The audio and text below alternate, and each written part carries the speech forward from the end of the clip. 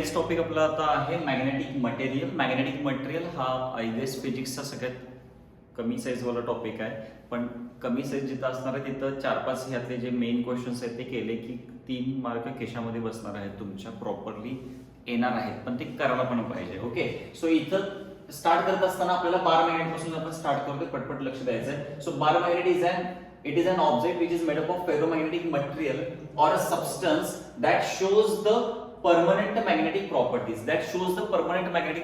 Ferromagnetic material म्हणजे काय हे सगळं आपल्याला बघायचं आहे पुढं.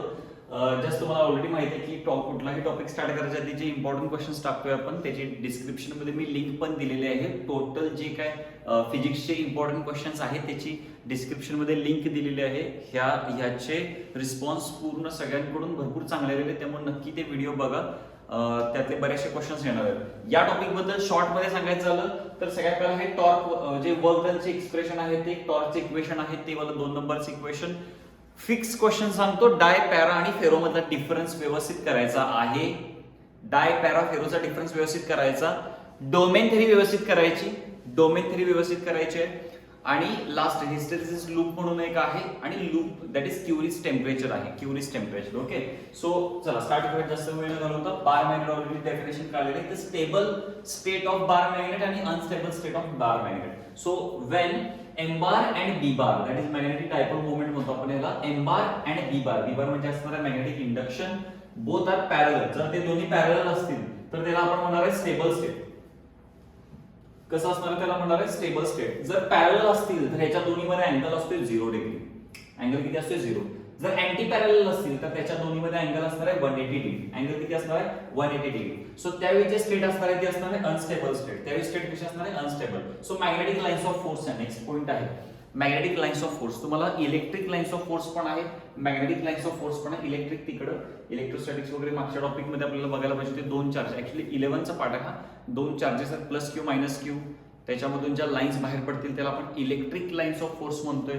त्या इलेक्ट्रिक लाईन्स ऑफ फोर्सच्या ऐवजी मॅग्नेटिक लाईन्स ऑफ फोर्स म्हणजे नॉर्थ पोल आहे, साऊथ पोल आहे, ह्याच्यातून लाईन्स अशा बाहेर पडतील. यावाल्या डायग्राम झालेले आहेत तुम्हाला. सो त्याला आपण म्हणतो मॅग्नेटिक लाईन्स ऑफ फोर्स. त्यानंतर आहे एक्सप्रेशन, जो की आता इथं फर्स्ट पार्ट आलेला आहे, जो इम्पॉर्टंट आहे, लक्ष द्यायचं आहे. तर या केसमध्ये आपण हा जो काय पेन आहे ह्याला आपण बार मॅग्नेट आहे असं कन्सिडर करायला लागलोय. सो हा बार मॅग्नेट आहे आणि तो थोडासा मॅग्नेटिक फील्ड मध्ये ठेवलेला आहे. तो एका मॅग्नेटिक फील्ड मध्ये बार मॅग्नेट ठेवलेला आहे. सो जेव्हा तुम्ही मॅग्नेटिक फील्ड मध्ये बार मॅग्नेट ठेवताय त्यावेळी त्या बार मॅग्नेट वरती रोटेटिंग इफेक्ट ऍक्ट होतो. कुठला इफेक्ट ऍक्ट होतो? Rotating effect. So rotating effect किंवा रोटेटिंग फोर्स म्हणजे टॉर्क असतो. ओके, सो आपल्याला एक्सप्रेशन कोणासाठी चेक करायचं बघा. Work done to rotate the bar magnet. बघा ऑलरेडी पिक्चर हा थोडासा क्लिअर कसा आहे बघा व्यवस्थित. तुम्हाला मागच्या टॉपिक मध्ये मी सांगितलेलं वर्क डन. सपोज एखादा ऑब्जेक्ट ढकलायला लागलोय, फोर्स, डिस्प्लेसमेंट, वर्क डन. हे लिनियर साठी आहे, अँग्युलर साठी नाही आहे. कळायला लागलं का? सपोज हा पॉईंट माझा फिक्स आहे, इथं मी फोर्स लावा लागलोय, असा फोर्स की त्या फोर्समुळे रोटेशनल इफेक्ट यायला लागलाय.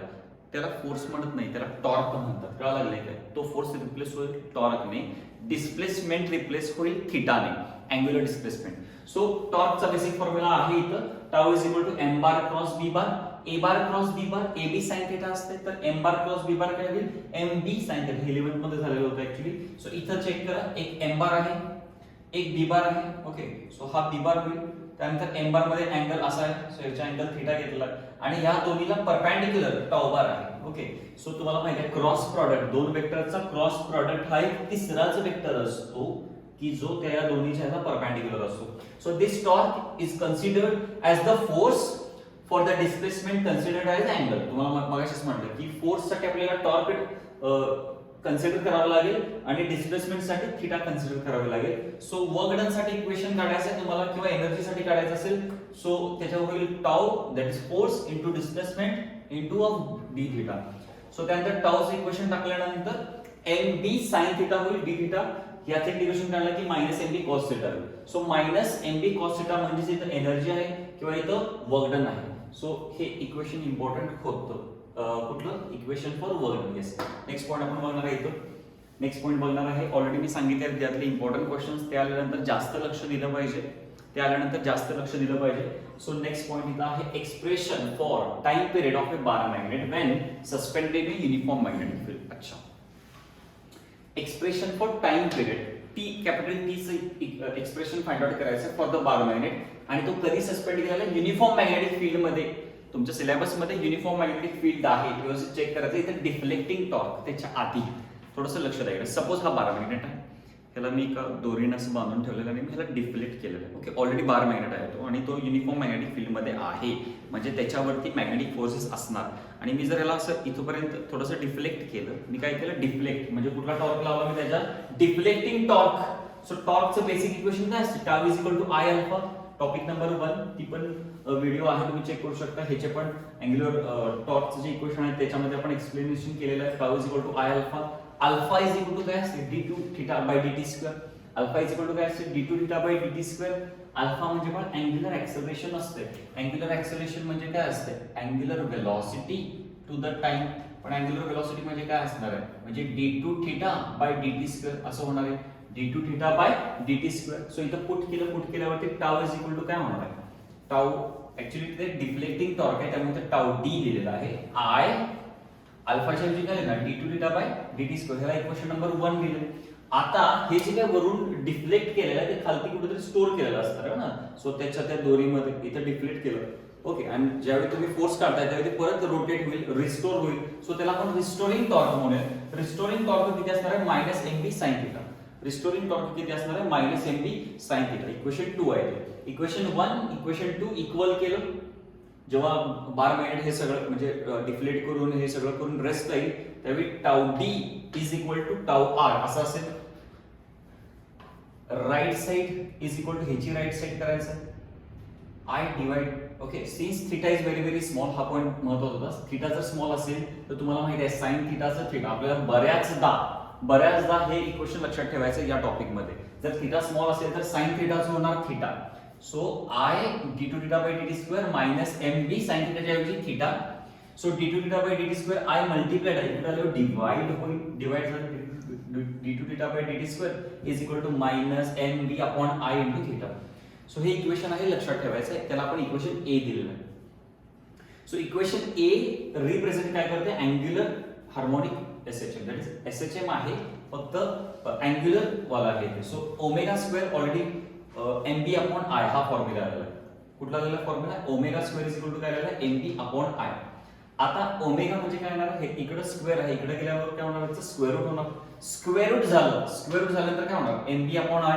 सो पिरियड तुम्हाला विचारलं ऍक्च्युअली पिरियड इक्वेशन तुम्हाला पिरियड साठी विचारलेलं होतं टी साठी सो टी म्हणजे काय इथे दिलेलं आहे period of an angular oscillation म्हणजे जो काय बार मॅग्नेट आहे तो अँग्युलर ऑसिलेशनचा जो पिरियड आहे T is equal to 2 pi by omega omega इथं पुट करा डायरेक्टली इथं पुट केल्यानंतर इथं बेसला mb अपॉन I होते रिव्हर्स केल्यावरती I अपॉन mb सो हे फायनल इक्वेशन लक्षात ठेवायचं आहे time period for bar magnet when suspended in a uniform magnetic field okay त्यानंतर आहे आपल्याला बेसिक डेफिनेशन सो सगळ्यात महत्त्वाचं मगाशी सांगितलेलं होतं की IMP क्वेश्चन्स मध्ये तो डिफरन्स आहे डोमेन थेरी आणि या छोट्या छोट्या डेफिनेशन या डेफिनेशन बऱ्याचदा 1 मार्काला विचारलेल्या आहेत कितीतरी मागचे 5-6 पेपर काढून बघा जेव्हा हा सिलेबस चेंज झाला त्याच्यापासून हे जे बेसिक सगळे जे आता तुमच्या डोळ्यासमोर आहेत हे 1-2 मार्काला ऑलरेडी आलेले आहेत क्वेश्चन त्यामुळे लक्षात ठेवा मॅग्नेटायझेशन आहे मॅग्नेटायझेशनचा फॉर्म्युला दिलेला आहे m net upon volume that is net magnetic moment upon volume मग आता ह्याच्यातनं डेफिनेशन तयार करायची आहे magnetisation is defined as the ratio of net magnetic moment per unit volume so ह्याचं जे युनिट येणार ते अँपियर पर मीटर येणार काय युनिट येणार अँपियर पर मीटर डेफिनेशन लिहू शकताय डिनोटेशन लिहू शकताय मॅथमॅटिकल फॉर्म लिहू शकताय आणि युनिट लिहू शकताय 4 पॉइंट आहेत तुमच्याकडे मॅग्नेटायझेशन वरती सिमिलरली मॅग्नेटिक सस्केप्टिबिलिटी आहे मॅग्नेटिक सस्केप्टिबिलिटी आहे सो मॅग्नेटिक सस्केप्टिबिलिटीचा जो सिम्बॉल आहे त्याला आपण झीटा म्हणतोय लक्षात ठेवा बरेच जण काही वाटेल ते नाव ठेवतात त्याला सो झीटा आहे तो झीटा म्हणतो आपण त्याला सो त्याचा जो फॉर्म्युला आहे तो कसा आहे mz म्हणजे कोण होतं मॅग्नेटायझेशन अपॉन h म्हणजे कोण आहे मॅग्नेटिक इंटेन्सिटी आहे h म्हणजे कोण आहे मॅग्नेटिक इंटेन्सिटी मग definition denotation mathematical form unit ते सगळंच आपण करायचं ओके डेफिनेशन बघूया मॅग्नेटिक माझ्यावर बोलायचं आहे म्हणजे लक्षात ठेवा magnetic susceptibility is defined as ratio of M Z म्हणजे कोण आहे? एमझेड म्हणजे कोण आहे? बोला बरोबर, कोण आहे? एमझेड म्हणजे मॅग्नेटायझेशन आहे. So magnetic susceptibility is defined as the ratio of magnetization to the magnetic intensity. Definition झाली. Denotation, it is denoted by zeta. तेच लिहायचं फक्त आपल्याला. का हे समजावून सांगायला लागलो. माझ्या डोक्यात एवढंच माहिती असते, zeta is equal to M Z upon H. त्याच्यातनं मी 5-6 लाईन्स, त्याच्यातनं मी 4-5 लाईन्स कशा लिहितोय हे समजावून घ्या. याच्यासाठीच हा व्हिडिओ बघा. So it is denoted by zeta. त्यानंतर थर्ड पॉईंट असणार आहे मॅथमॅटिकल एक्सप्रेशन. परत तेच लिहिणार मी, zeta is equal to M Z upon H. त्यानंतर फोर्थ पॉईंट लिहिणार, इट इज म्हणजे युनिट कुठला आहे का? It is a unitless quantity. It is a unitless quantity. Next आहे मॅग्नेटिक इंटेन्सिटी. नेक्स्ट पॉईंट आहे आपल्याला मॅग्नेटिक इंटेन्सिटी. मॅग्नेटिक इंटेन्सिटी नावातच आहे बघा त्याच्या, मॅग्नेटिक इंटेन्सिटी नावातच आहे त्याच्या. The strength of the magnetic field at a point in terms of vector quantity that is H. त्याचं पण युनिट सेम येणार आहे एम्पियर पर मीटर. म्हणजे समजा असं म्हणून चला की ह्या स्पेसमध्ये, या रूममध्ये मी इथे एक बार मॅग्नेट घेऊन आलेलो आहे आणि इथं मॅग्नेटिक फील्ड स्ट्रॉंग आहे किंवा तो जो बार मॅग्नेट आहे तो जास्त डिफ्लेक्ट व्हायला लागलाय आणि तिकडे बार मॅग्नेट कमी डिफ्लेक्ट व्हायला लागलाय त्या टोकाला. कळायला लागलंय का बघा. सो इथं मॅग्नेटिक इंटेन्सिटी स्ट्रॉंग आहे, तिकडे मॅग्नेटिक इंटेन्सिटी वीक आहे. ह्याचा अर्थ काय की एखाद्या पर्टिक्युलर स्पेसमध्ये मॅग्नेटिक फील्डची ताकद किती आहे. So the strength of the magnetic field at a particular point. But हे जे काही स्ट्रेंथ आहे ते तुम्हाला कशामध्ये दाखवावं लागेल? वेक्टर क्वांटिटीमध्ये. सो एच आहे. सो युनिट येणार त्याचं एम्पियर पर मीटर. त्याचं युनिट काय आहे? Ampere per metre. सो हे 3 डेफिनेशन्स इम्पॉर्टंट होत्या. नेक्स्ट आहे परमियाबिलिटी. नेक्स्ट आहे परमियाबिलिटी म्हणा किंवा मॅग्नेटिक परमियाबिलिटी म्हणा, दोन्हीचा अर्थ एकच आहे. सो परमियाबिलिटी आणि तिकडं परमिटिव्हिटी होतं बघा इलेक्ट्रोस्टॅटिक्सला, तिथं इप्सल नॉट म्हणला होता. बरोबर आहे. इथं म्यू नॉट म्हणायला पाहिजे, म्यू म्हणलं तरी चालेल. सो ह्याचा फॉर्म्युला मी देणार, त्याच्यातून मी 5 पॉईंट तयार करणार. बरोबर आहे. सो फॉर्म्युला मी दिलेला आहे, mu is equal to B upon H. 5 point तयार करा, 4 पॉईंट्स तयार करा, कुठले येणार आहे किंवा 3 पॉईंट्स तरी ऍटलीस्ट तयार करा. नंबर 1 येणार आहे डेफिनेशन. डेफिनेशन कशी असणार आहे? Permeability is defined as the ratio of magnetic induction म्हणा किंवा मॅग्नेटिक फील्ड स्ट्रेंथ म्हणा. Magnetic induction is more correct. Magnetic field strength to the काय म्हणणार magnetic intensity. It is denoted by, हे झालं definition. Denotation second point, it is denoted by mu. Third point आहे mathematical form त्याचा. So हे आहे magnetic permeability. त्यानंतर गायरोमॅग्नेटिक ratio. Next कुठला आहे? Gyromagnetic ratio. गायरोमॅग्नेटिक रेशो आपण डायरेक्ट इथं बघायचं, M not upon L not. M म्हणजे मॅग्नेटिक डायपोल मोमेंट, मगापासून 2-3 वेळा आपल्याला समजलेलं आहे. एम म्हणजे काय असणार? कॅपिटल एम म्हणजे मॅग्नेटिक डायपोल मोमेंट. एल म्हणजे अँग्युलर मोमेंटम सगळ्यांना माहिती असतं. सो परत तेच बघा, मी माझं फक्त काम आहे की प्रॉपरली तुम्हाला एक फॉर्म्युला देणे. ते फॉर्म्युला दिले की ऑटोमॅटिक त्यातनं 4-5 पॉईंट्स फिक्स होतात त्याच्यातनं. सो ह्याच्यात कसं बनेल गायरोमॅग्नेटिक रेशो मध्ये? Number 1, so it is defined as the ratio of magnetic dipole moment per unit किंवा टू द अँग्युलर मोमेंटम. झालं डेफिनेशन. डिनोटेशन कसं असणार? ह्याला डिनोटेशन नाहीये, पण थर्ड पॉइंट आहे, ह्याला मॅथमॅटिकल फॉर्म आहे, M not upon L not. कसं येणार? हे सगळंच लिहू शकताय मॅथमॅटिकल फॉर्म म्हणून. त्यानंतर परत ह्याची जी व्हॅल्यू देते किती येते? E upon 2 times of ME. ME म्हणजे मास ऑफ इलेक्ट्रॉन. आपल्याला बऱ्याचदा पुढे हे एमई पुट करायचं आहे.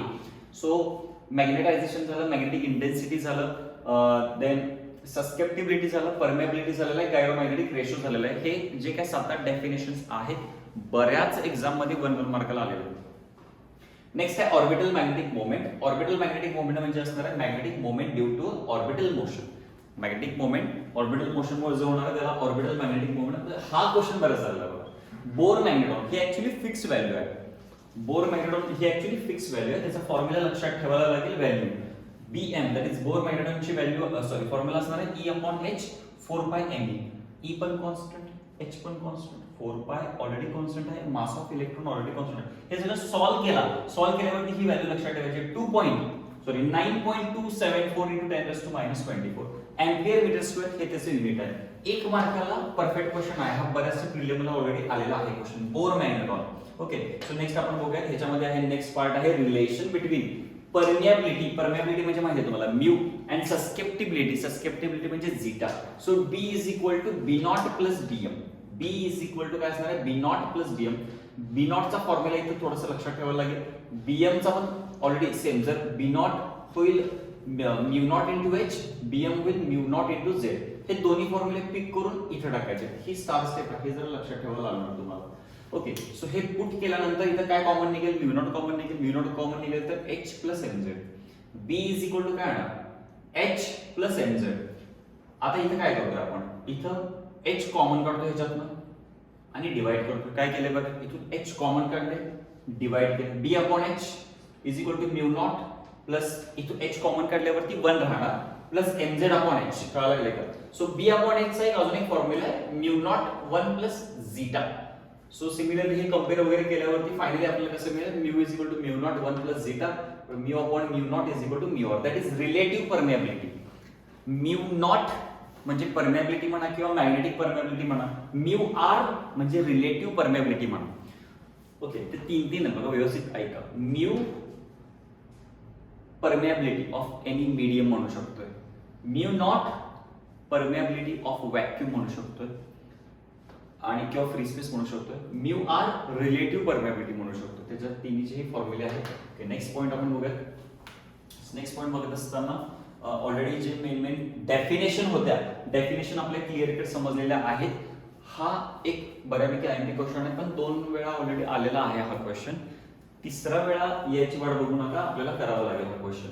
Expression for orbital magnetic moment of an electron revolving around the nucleus. हा न्यूक्लियस आहे, त्याच्या भोवती हा इलेक्ट्रॉन रिव्हॉल्व व्हायला लागलाय, सॉरी असा रिव्हॉल्व व्हायला लागलाय, एल असा रिव्हॉल्व व्हायला लागलाय. आणि तुम्हाला ह्याचा तो आय आहे, that is moment of inertia आहे ना. सो इथं we know that moment of inertia, sorry moment of inertia नाही, ऑर्बिटल मॅग्नेटिक मोमेंटचा जो बेसिक फॉर्म्युला ऍक्च्युअली NIA असतो. किती असते, NIA इथे लिहून देतो मी, NIA. पण इथे नंबर ऑफ टर्न्स किती आहेत बघा जरा. सिंगल टर्न असल्यामुळे एन ची व्हॅल्यू किती, 1 राहिला. काय फॉर्म्युला कुठला राहिला, m is equal to I into A.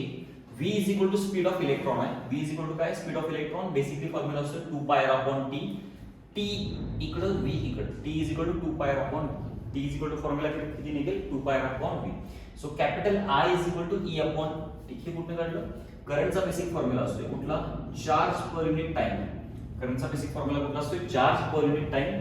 Time is equal to E upon, अच्छा हा पण एक formula, t is equal to 2 pi by omega. तो आणि हे 3 फॉर्म्युला जर लक्षात ठेवा, हा माहिती आहे तुम्हाला, हे ऍक्च्युअली तिन्ही पण माहिती आहे, पण इथं मधून लक्षात ठेवावं लागतील ते. So t is equal to 2 pi by omega, v is equal to r omega असते.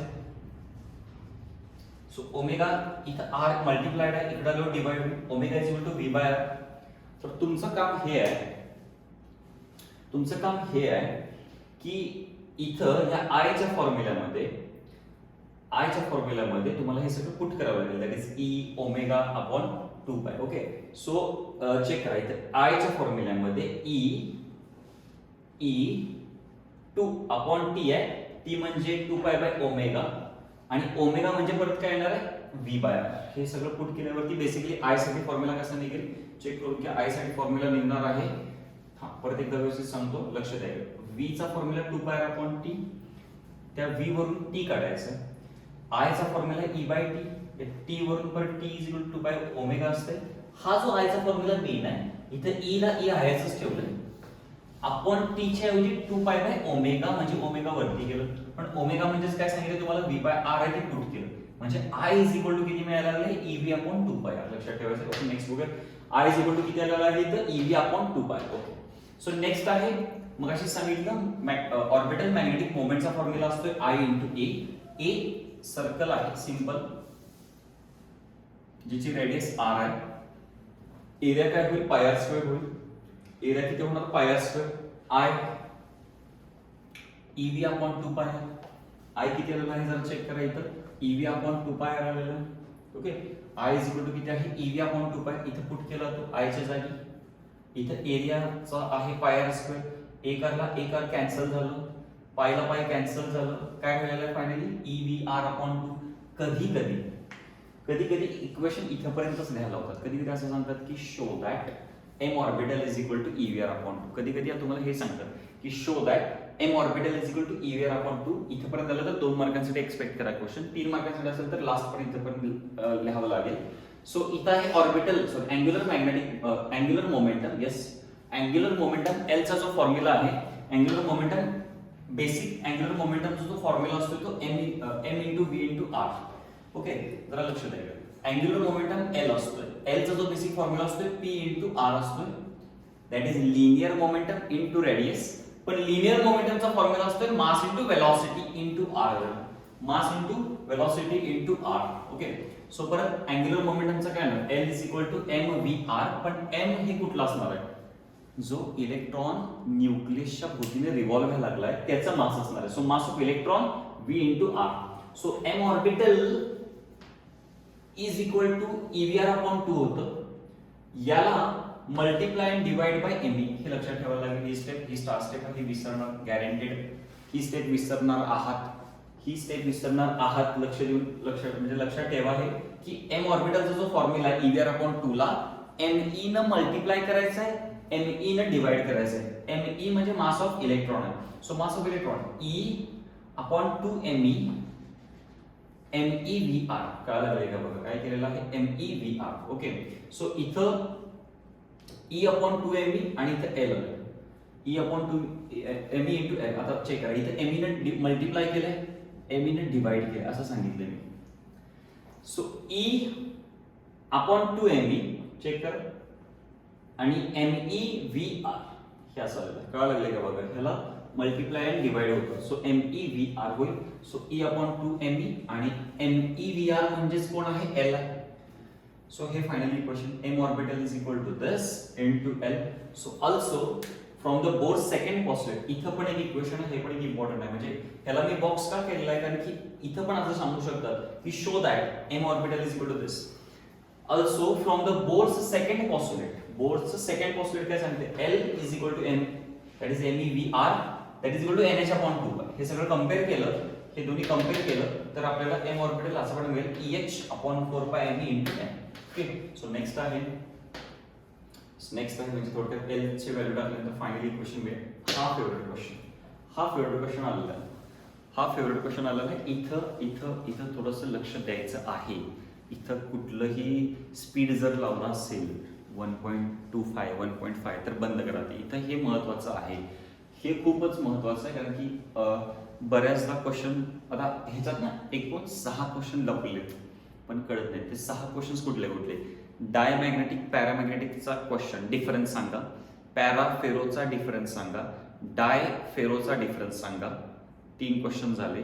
डायमॅग्नेटिक वरती नोट लिहा 4, पॅरावरती नोट 5, फेरोवरती नोट 6 क्वेश्चन्स वन शॉट होतात. त्यामुळे व्यवस्थित लक्ष द्यायचं आहे. त्याच्यासाठी पहिला समजलं पाहिजे की डायमॅग्नेटिक सबस्टन्स म्हणजे काय, पॅरामॅग्नेटिक सबस्टन्स म्हणजे काय, फेरोमॅग्नेटिक सबस्टन्स म्हणजे काय, हे 3 गोष्टी समजल्या पाहिजे. असं कुठलं पण सबस्टन्स समजा हे घ्या कुठलंही सबस्टन्स घ्या, जर ते मॅग्नेटच्या जवळ आल्यानंतर वीकली रिपेल करत असेल, छोट्या प्रमाणात रिपेल करत असेल तर ते कुठलं सबस्टन्स असणार आहे, डायमॅग्नेटिक सबस्टन्स. जर ते वीकली अट्रॅक्ट होत असेल तर त्याला म्हणणार आहे पॅरामॅग्नेटिक सबस्टन्स. आणि जर ते स्ट्रॉंगली अट्रॅक्ट करत असेल तर त्याला म्हणणार मी फेरोमॅग्नेटिक सबस्टन्स. Ferromagnetic substance. परत एकदा रिपीट करा, बोला बाय काय असं असणार आहे. जेव्हा डायमॅग्नेटिक सबस्टन्स असेल किंवा कुठलंही सबस्टन्स डायमॅग्नेटिक आहे का नाही हे कसं ओळखायचं, त्याला मॅग्नेटच्या जवळ आणून ठेवायचं. जर त्याने वीकली रिपेल केलं तर त्याला डाय, वीकली अट्रॅक्ट केलं तर त्याला पॅरा आणि स्ट्रॉंगली अट्रॅक्ट केलं तर त्याला फेरोमॅग्नेटिक म्हणतो. सेकंड पॉइंट आहे when placed in a non uniform magnetic field it tend to move from the stronger to weaker part. अगदी मस्त दिलेलं, व्यवस्थित समजावून घ्या. ओके, सो ह्याला जर असं स्ट्रॉंग मॅग्नेटिक फील्ड मध्ये ठेवलं फक्त ते नॉन युनिफॉर्म असलं पाहिजे. नॉन युनिफॉर्म मॅग्नेटिक फील्ड आणि युनिफॉर्म मॅग्नेटिक फील्ड म्हणजे काय, इथं एक डायग्राम काढून समजावून सांगतो, लक्ष द्यायचं. इथं दाखवा. हे नॉर्थ पोल आहे आणि हा साऊथ पोल आहे. चेक करा, हा नॉर्थ पोल आहे आणि साऊथ पोल आहे. नॉर्थ पासून जितक्या लाईन्स येणार आहेत बाहेर तितक्या सगळ्याच्या सगळ्या लाईन्स साऊथ मध्ये कॅच नाही ना होत आहे. तिथं काही लाईन्स मिसप्लेस व्हायला लागल्या, बाहेर जायला लागल्या. सो हे जे फील्ड आहे ते नॉन युनिफॉर्म मॅग्नेटिक फील्ड आहे. कुठलं फील्ड आहे ते, नॉन युनिफॉर्म मॅग्नेटिक फील्ड. समजा जर दोघांची साईज इक्वल असेल तर जितके नॉर्थ मधून लाईन्स बाहेर यायला लागले तेवढे सगळेच्या सगळे कुठे यायला लागले, साऊथ मध्ये एंटर व्हायला लागले. असं काही इथं होत नाहीये. त्यामुळे असल्या ह्याच्यामध्ये कुठलाही असा सबस्टन्स ठेवला, समजा हा डायमॅग्नेटिक सबस्टन्स ठेवलेला आहे, तर it tends to move from the stronger to the weaker part, म्हणजे हा स्ट्रॉंगर पार्ट आहे आणि हा वीकर पार्ट आहे, इकडून इकडं तो जायचा प्रयत्न करेल. Okay, it tends to move from stronger to weaker. Similarly हा जर ठेवला तर वीकर टू स्ट्रॉंगर, हा पण ठेवला तर कसं होणार आहे, वीकर टू स्ट्रॉंगर होणार आहे. नेक्स्ट पॉइंट आहे त्याच्यामध्ये, नेक्स्ट पॉइंट आहे मॅग्नेटिक मोमेंट जो आहे. ओके, सो मॅग्नेटिक मोमेंट 0 असणार आहे. त्यानंतर मॅग्नेटिक डायपोल मोमेंट काहीतरी असणार आहे, काहीतरी म्हणजे 0 तरी नसणार आहे, कळायला लागले. आणि इथे 0 पेक्षा मच ग्रेटर असणार, भरपूर मोठा असणार मॅग्नेटिक मोमेंट. त्यानंतर आहे नो इफेक्ट ऑफ टेम्परेचर, म्हणजे तुम्ही त्या सबस्टन्सला टेम्परेचर जर वाढवलं तर तिथं काही इफेक्ट वगैरे होणार नाही, टेम्परेचरचा इफेक्ट नाही. इफेक्ट ऑफ टेम्परेचर इथे इफेक्ट होणार आहे, इथं पण इफेक्ट होणार आहे. त्यानंतर इथं परमियाबिलिटी जी आहे ती लेस दॅन 1 आहे. परमियाबिलिटी किती आहे, लेस दॅन 1 आहे. इथे ग्रेटर दॅन 1 आहे आणि इट इज व्हेरी हाय, म्हणजे भरपूर मोठी असणार परमियाबिलिटी. इथे सस्केप्टिबिलिटी इज लेस दॅन 1 आहे अँड निगेटिव्ह आहे. लक्षात ठेवा, सस्केप्टिबिलिटी ही निगेटिव्ह असू शकते, परमियाबिलिटी निगेटिव्ह नसणार. परमियाबिलिटी ही निगेटिव्ह इथं नाही आहे बघा, लेस दॅन 1 आहे, ग्रेटर दॅन 1 आहे आणि व्हेरी हाय. ओके, इथं susceptibility is also less than 1 but negative. Susceptibility is greater than 1 and positive and very high and positive. हे दोन पॉइंट ऍक्च्युली ह्याचे खूप चांगले पॉइंट आहेत, ते लक्षात राहतात पटपट पटपट. ओके, नेक्स्ट आहे they can be in a solid, liquid और गॅसेस. डायमॅग्नेटिक सबस्टन्स कुठल्या कुठल्या नेचर मध्ये असू शकते, सॉलिड असू शकते, लिक्विड असू शकते, गॅसेस असू शकते. इकडं सेम आहे, सॉलिड असू शकते, लिक्विड असू शकते, गॅसेस. इथं फक्त सॉलिड असणार आणि त्याचे एक्झाम्पल्स दिलेले आहेत. कॉपर आहे, सिल्वर आहे, gold, aluminium, chromium, platinum, iron, cobalt, nickel. Okay, so next point आहे, हा एक भरपूर आयएमपी क्वेश्चन वरती जात आहे, तो समजणं, तो लक्षात ठेवणं इम्पॉर्टंट होतं. हा नेक्स्ट आयएमपी क्वेश्चन आलेला आहे डोमेन थेरी.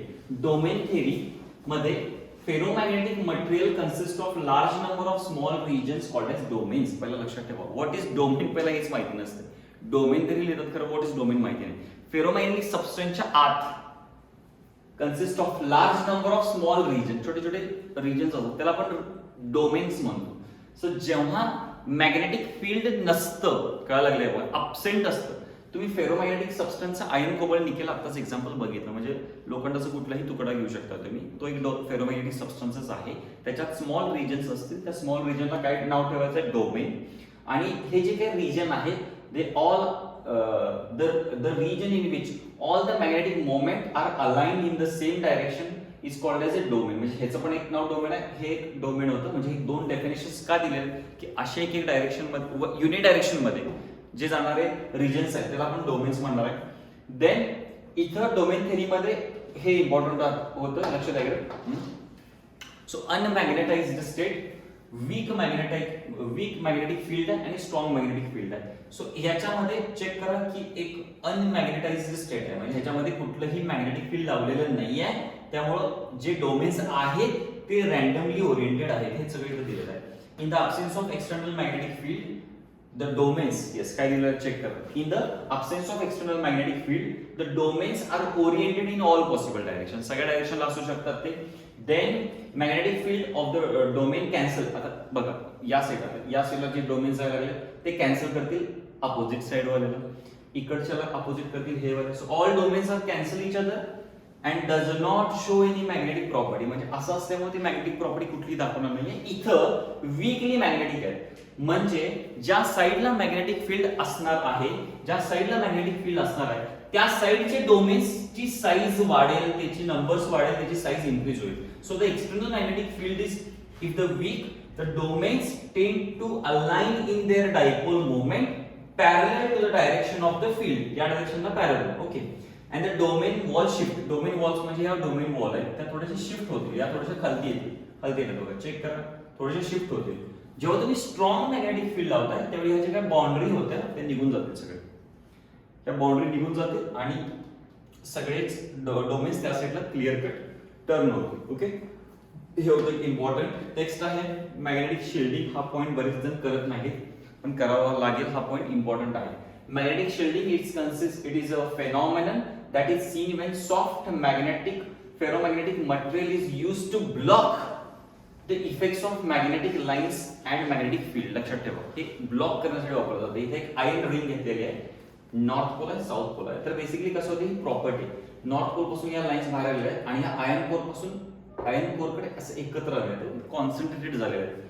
हाच फेनॉमेनॉन, हाच कन्सेप्ट वापरलेला आहे. Large number of magnetic lines crowded together inside the material, ह्यालाच आपण काय म्हणतो मॅग्नेटिक शिल्डिंग केलं. मॅग्नेटिक शिल्डिंग करणे म्हणजे काय की लाईन्स ज्या आहेत त्या क्राउडेड करणे. ओके, नेक्स्ट असेल हिस्टेरेसिस लूप. येस, नेक्स्ट आहे हिस्टेरेसिस. सो हिस्टेरेसिस मध्ये हा ग्राफ तुम्हाला माहिती आहे खूप इम्पॉर्टंट आहे. डॉल्फिन काढलेला आहे आपण इथे बहुतेक, पण डॉल्फिन सारखाच शेप लक्षात ठेवा. मी मुद्दामच सांगितलेलं आहे की डॉल्फिन सारखाच शेप लक्षात ठेवायचा आहे. तो माशासारखाच शेप आहे त्याचा. ते एक इंडिकेशन आहे लक्षात ठेवायचं आपल्याला. सो इथं ना 2-3 कन्सेप्ट आहेत लक्षात ठेवायचा. हा जो ग्राफ आहे तो बी वर्सेस एच चा असतो. पहिला ग्राफ लक्षात ठेवा. मॅग्नेटिक इंडक्शन वर्सेस इंटेन्सिटीचा ग्राफ असतोय. ह्याच्यामध्ये coercitivity, retentivity, saturation flux density, magnetizing force असे 2-4 मेन डेफिनेशनचे पार्ट दिलेले आहेत. ते आपण इथे दिलेले आहेत. चेक करा. रिटेंटिव्हिटी आहे. रिटेंटिव्हिटी म्हणजे काय असते? When H is 0, magnetic intensity 0, the value of B is called as retentivity. आता छोटे छोटे डेफिनेशन आहे, एक मार्काला पडू शकतात. When H is 0, then the value of B is called as retentivity. Coercitivity काय येणार आहे? चेक करा. When B is equal to 0, the value of H is called as coercitivity. When B is equal to 0, the value of H is called as coercitivity. म्हणजे या 2 definition खूप महत्त्वाच्या होत्या. इथं तुमचा हिस्टेरेसिस लूप आणि हा टॉपिक दोन्ही संपलेला आहे. व्हिडिओ आवडला असेल तर नक्की लाईक करा आणि मित्रांनो